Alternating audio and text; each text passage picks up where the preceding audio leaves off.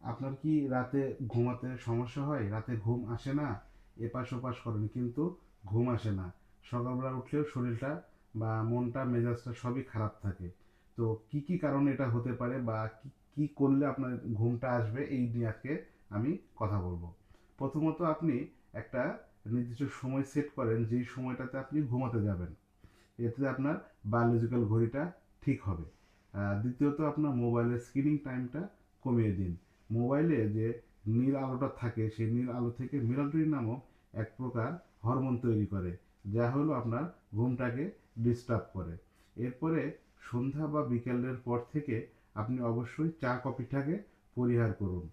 আর সবচাইতে most important যে কথা সেটা হলো যে আপনি রাতের খাবারটা খুব দ্রুত খেয়ে নিন এবং পরিবেশটাকে শান্ত রাখুন। তাহলে ইনশাল্লাহ আপনার ঘুমটা নিয়মিত আসবে এবং আপনার শরীর, মন এবং মেজাজ সব কিছুই ভালো থাকবে। ধন্যবাদ।